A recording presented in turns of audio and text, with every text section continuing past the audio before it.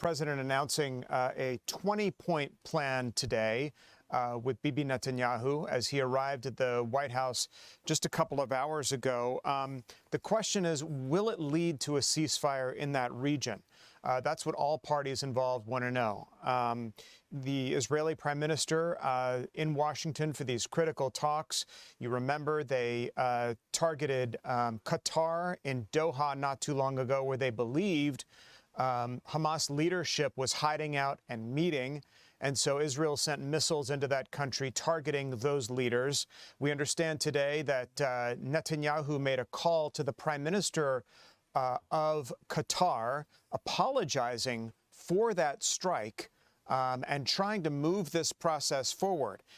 We got news today that Netanyahu is facing incredible international pressure to bring this conflict to a close.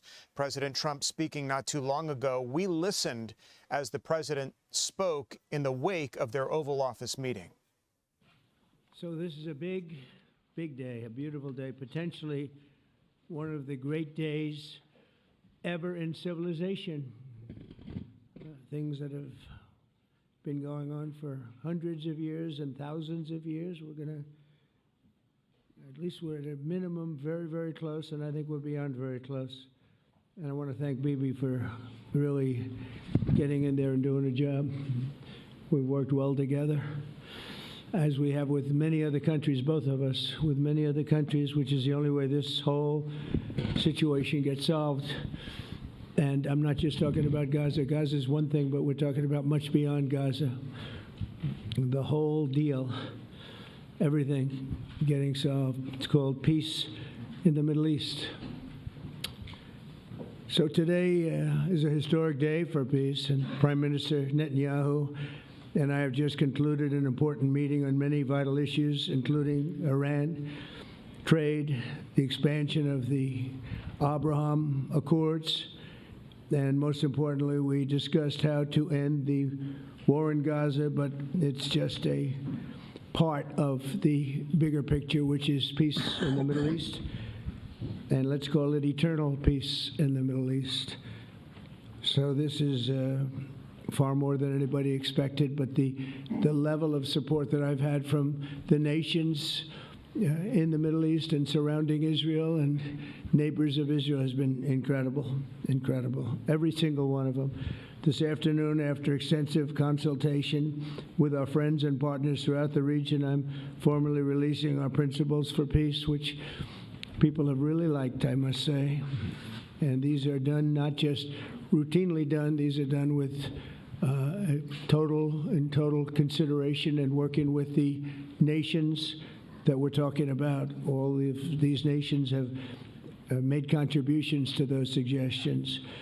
I want to thank the leaders of many Arab and Muslim nations for their tremendous support in developing the proposal, along with many of our allies in Europe. Europe has been very much involved. So this is a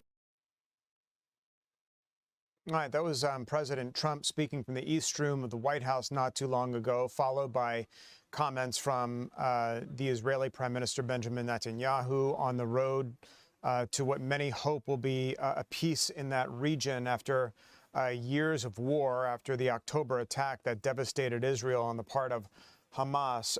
Just to kind of key you in on a couple of points, this 20-point plan, among other things, includes granting Hamas terrorists who give up their arms in favor of peace an amnesty, so to speak, giving them an out, and establishing Gaza as a de-radicalized, terror-free zone, redeveloping that area so that it can no longer pose a threat to its neighbors or residents alike. Those are just a couple of pieces of the framework that these two leaders are discussing. In the many minds of people, long overdue. So we'll see if that yields an agreement, but at least the process is in earnest and robust at this point as these two leaders meet to discuss ways forward at the White House, by the way, involving many other Arab nations, including that call with Qatar that I mentioned earlier this afternoon between Benjamin Netanyahu and the Prime Minister of Qatar, in which Netanyahu apologized for that strike that targeted members of Hamas leadership. So we're continuing to monitor the situation out of Washington. We know later in the afternoon today, President Trump is expected to meet with congressional leaders to discuss the impending government shutdown, which is expected to happen within the next 24 hours. He's meeting with leaders from both the Republican leadership and Democratic leadership of the Senate and the House of Representatives.